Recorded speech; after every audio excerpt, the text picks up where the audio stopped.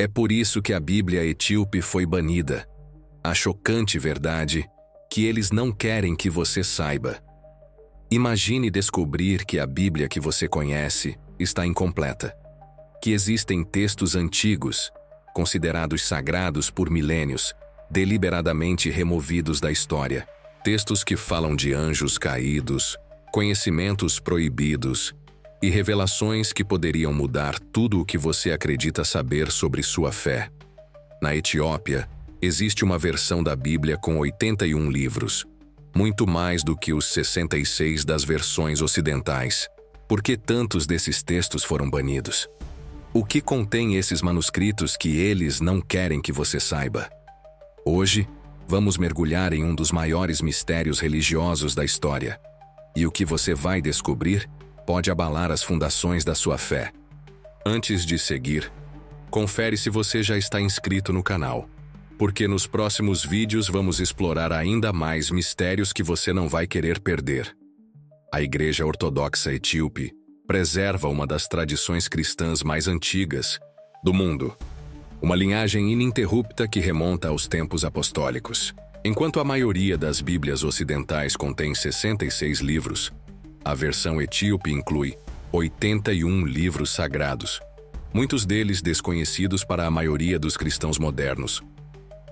O que poucos sabem é que a Etiópia foi uma das primeiras nações a adotar o cristianismo como religião oficial no século IV, muito antes que Roma consolidasse seu poder sobre a fé cristã.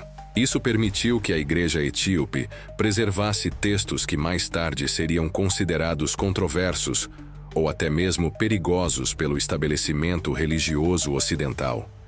Estes não são simplesmente livros esquecidos. São manuscritos poderosos que sobreviveram por milênios, guardados em mosteiros remotos nas montanhas da Etiópia.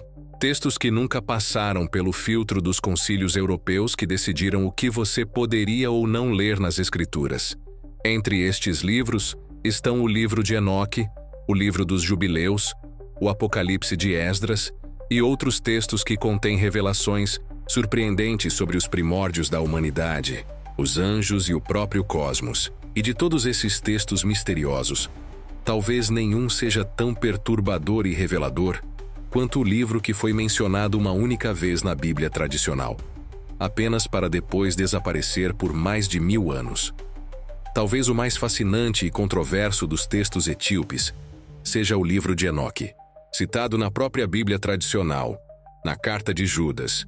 Este manuscrito monumental desapareceu da tradição ocidental por mais de 1000 anos até ser redescoberto nas terras altas etíopes. Enoque, descrito no Gênesis como o homem que andou com Deus e já não foi encontrado, porque Deus o tomou. Aparentemente recebeu conhecimentos cósmicos que nenhum outro humano possuía. O livro narra como anjos chamados vigilantes desceram à terra, se apaixonaram por mulheres humanas e compartilharam conhecimentos proibidos com a humanidade, desde metalurgia e cosméticos até astrologia e magia. O texto descreve em detalhes perturbadores como esses seres celestiais corromperam a criação, gerando os Nefilins, gigantes que devastaram a terra e foram uma das razões para o dilúvio. Enoque também detalha viagens celestiais, onde testemunhou o funcionamento do cosmos, os locais de punição para anjos caídos e revelações sobre o fim dos tempos. Por que um texto tão profundamente enraizado na tradição judaica antiga e, citado no Novo Testamento, foi sistematicamente removido das Escrituras? Seria porque suas descrições de anjos rebeldes, tecnologias avançadas e cosmologia detalhada contradiziam a narrativa controlada que as autoridades religiosas queriam manter? Para entender essa supressão deliberada, precisamos voltar no tempo e examinar as circunstâncias únicas que permitiram à Etiópia preservar o que o resto do mundo cristão perdeu. Para entender verdadeiramente o mistério dos textos etíopes, precisamos voltar no tempo até o século IV, quando o cristianismo etíope se desenvolveu em relativo isolamento das influências europeias. A conversão da Etiópia é atribuída a dois jovens náufragos sírios, Frumêncio e Edésio. que eventualmente introduziram a fé cristã na corte real. O que torna esta história extraordinária é que a Etiópia preservou uma forma de cristianismo que nunca foi completamente submetida às decisões dos concílios europeus. Enquanto Roma e Constantinopla debatiam sobre quais textos seriam considerados canônicos, a Etiópia seguia seu próprio caminho, mantendo escritos considerados autênticos por suas próprias tradições. E aí, já conhecia esses fatos? Coloca nos comentários se você já ouviu falar, vamos conversar. Este isolamento geográfico e cultural se tornou uma bênção disfarçada. Quando o Império Romano adotou o cristianismo e começou a padronizá-lo, eliminando variações e textos considerados problemáticos, a Etiópia permaneceu como um cofre de conhecimento antigo. Nas montanhas de Lalibela e nos mosteiros de Tana, monges copiavam meticulosamente manuscritos que estavam sendo ativamente suprimidos em outros lugares. A própria língua litúrgica da Igreja Etíope, o Ge'ez, ajudou a preservar estes textos em sua forma original, inacessível para aqueles que poderiam querer destruí-los. É como se um fragmento do cristianismo original tivesse sido congelado no tempo, preservando verdades que foram sistematicamente removidas da narrativa dominante. E entre essas verdades preservadas, encontramos visões alternativas da própria história bíblica, incluindo um livro que reescreve completamente partes do Gênesis, com detalhes que desafiam tudo o que pensávamos saber sobre os primórdios da humanidade. Entre os textos preservados pelos etíopes, o livro dos Jubileus apresenta uma das contradições mais diretas às versões estabelecidas da história bíblica. Conhecido como a Pequena Gênesis, este texto reescreve parte do Gênesis e do Êxodo, com detalhes surpreendentemente diferentes e cronologias alternativas. Jubileus divide o tempo em períodos de 49 anos, 7 semanas de anos, oferecendo datas precisas para eventos desde a criação até Moisés. Mas o verdadeiramente revolucionário é seu conteúdo.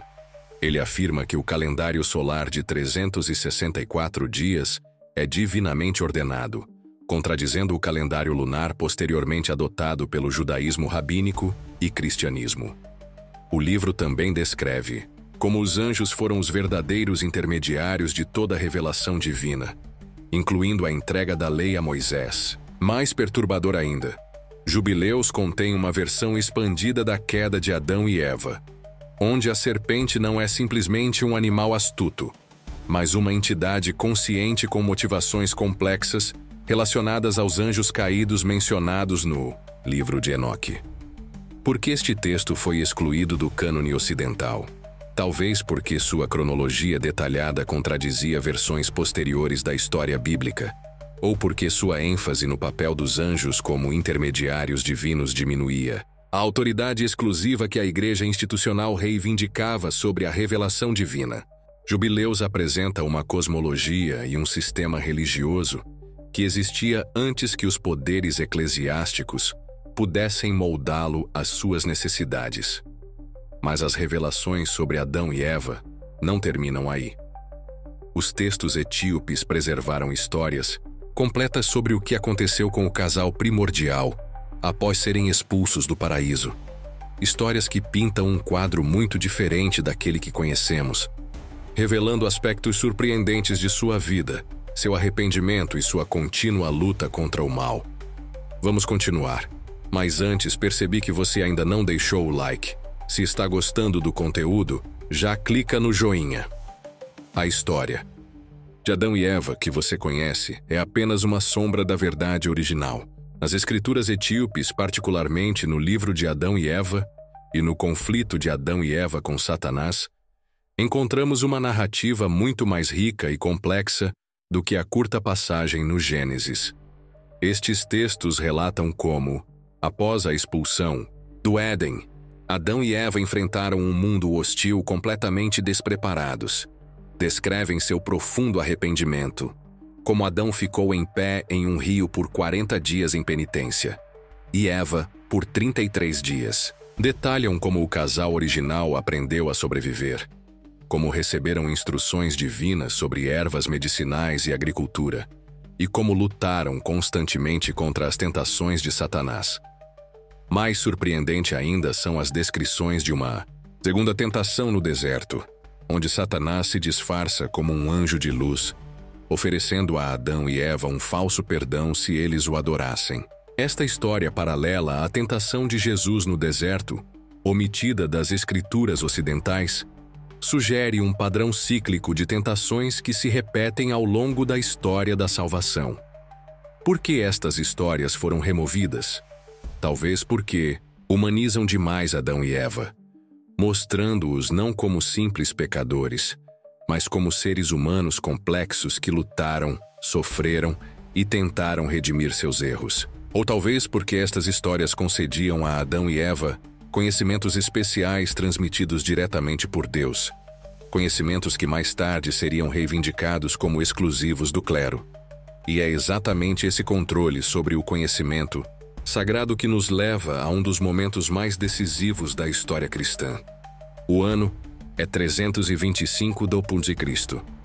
O imperador Constantino, recém-convertido ao cristianismo, convoca centenas de bispos para Niceia, no que hoje é a Turquia. Oficialmente, o concílio foi convocado para resolver disputas teológicas, principalmente sobre a natureza de Cristo.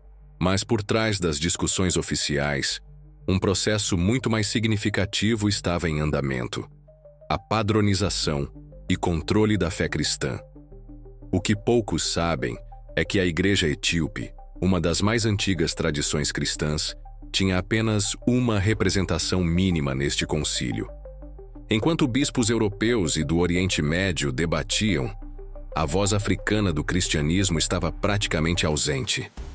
É durante este período que muitos dos textos preservados pela tradição etíope começam a ser sistematicamente removidos do cânone oficial. Não por serem falsos ou heréticos, mas por conterem ideias que complicavam a narrativa simplificada que a Igreja institucional, agora aliada ao poder imperial romano, queria estabelecer. Textos como o livro de Enoque, com suas descrições detalhadas, de anjos rebeldes compartilhando conhecimento proibido com humanos, contradiziam a hierarquia rígida que a Igreja estava construindo, onde todo o conhecimento espiritual deveria fluir através de canais oficiais. A cosmologia complexa de obras como o Livro dos Jubileus desafiava a visão de mundo mais simples que estava sendo promovida. O que testemunhamos aqui não foi apenas uma edição teológica, mas uma das primeiras grandes operações de controle de informação da história. E entre todos os conhecimentos suprimidos, talvez os mais perigosos para o poder estabelecido fossem as visões do futuro, profecias que poderiam minar a autoridade daqueles que agora controlavam a narrativa religiosa. Enquanto o Apocalipse de João é o único texto apocalíptico na Bíblia Ocidental, a tradição etíope preservou vários textos apocalípticos que pintam um quadro muito mais detalhado e perturbador dos últimos dias. O Apocalipse de Pedro, o Apocalipse de Paulo e partes do livro de Enoque contêm visões do fim dos tempos que foram sistematicamente removidas do cânone ocidental. Nesses textos, encontramos descrições vívidas não apenas do julgamento final, mas de ciclos completos de destruição e renovação cósmica. O Apocalipse de Pedro, por exemplo, contém uma descrição detalhada do inferno e seus diversos compartimentos, cada um destinado a diferentes tipos de pecadores, uma visão que inspiraria mais tarde a Divina Comédia de Dante. Mais inquietante é que estes textos frequentemente contêm profecias específicas sobre a corrupção da própria Igreja. Predizem tempos em que líderes religiosos trairão seus votos, quando a fé será usada como instrumento de poder e quando os verdadeiros seguidores terão que se esconder. Há passagens que parecem descrever com precisão assustadora eventos históricos que ocorreriam séculos depois. Uma das revelações mais controversas nestes apocalipses etíopes é a sugestão de que o verdadeiro anticristo não viria como um inimigo óbvio da fé, mas como alguém que aparenta ser um líder religioso, usando a linguagem da piedade para desviar os fiéis do verdadeiro caminho. Mas além dessas profecias sombrias, Existe uma outra revelação nos textos etíopes que talvez seja ainda mais revolucionária. Um ser celestial de poder quase divino, que foi completamente apagado da tradição ocidental. Entre todas as revelações dos textos etíopes, talvez nenhuma seja tão misteriosa quanto a figura de Metatron, o poderoso anjo que é completamente ausente das escrituras ocidentais. Descrito no livro de Enoque como o Pequeno IKWH, um título alarmantemente próximo ao nome de Deus, Metatron é apresentado como o escriba celestial, registrando todas as ações da humanidade. O mais extraordinário é que Metatron não é simplesmente mais um anjo. Ele é identificado como o próprio Enoque, transformado em um ser celestial após ser tomado por Deus. Esta ideia de transformação humana em ser angélico desafia completamente as categorias rígidas que mais tarde seriam estabelecidas entre humanos e anjos na teologia ocidental. Metatron é descrito sentado em um trono celestial semelhante ao trono de Deus, com uma coroa e com dimensões cósmicas. Seu corpo é descrito como preenchendo o universo inteiro. Ele possui 72 asas e incontáveis olhos, simbolizando seu conhecimento universal. Mais notavelmente, ele é descrito como portando o nome menor de Deus e agindo como um mediador entre a humanidade e o divino. Esta figura poderosa foi completamente excluída da teologia ocidental. Por quê? Talvez porque a ideia de um humano transformado em um ser quase divino, servindo como intermediário celestial, desafiava diretamente a autoridade exclusiva que a igreja institucional reivindicava. Se Enoque podia ter acesso direto ao conhecimento divino e ser transformado pelo contato com Deus, isso sugeria possibilidades espirituais que iam muito além do que a hierarquia eclesiástica estava disposta a reconhecer. Mas a história de Metatron não termina com sua exclusão dos textos sagrados. Sua influência continuou a se espalhar por canais alternativos, influenciando profundamente tradições esotéricas e comunidades que buscavam uma conexão mais direta com o divino, longe do controle institucional, como podemos ver na surpreendente relação entre os textos etíopes e movimentos modernos como o rastafarianismo. Vamos continuar, mas antes percebi que você ainda não deixou o like. Se está gostando do conteúdo, já clica no joinha. A influência da Bíblia etíope vai muito além dos mosteiros nas montanhas da Etiópia. Ela se estendeu silenciosamente, por séculos, moldando movimentos e tradições que muitos nem percebem terem raízes nesses textos banidos. Talvez o exemplo mais visível seja o movimento Rastafari, que se desenvolveu na Jamaica na década de 1930.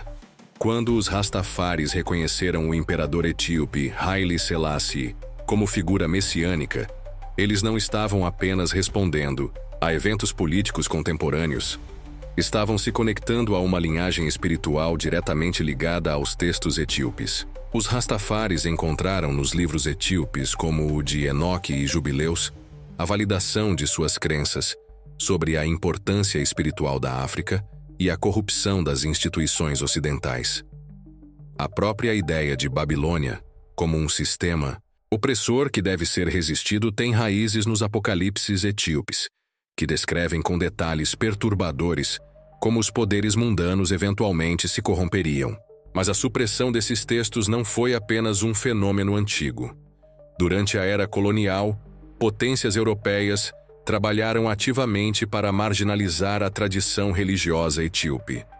Quando a Itália invadiu a Etiópia em 1935, um dos primeiros alvos foram os mosteiros e igrejas que abrigavam esses manuscritos antigos. O que os fascistas italianos entendiam, e que muitos hoje não percebem, é que esses textos não eram apenas curiosidades religiosas, eram fontes de identidade e resistência cultural. O que a arqueologia moderna tem a dizer sobre isso?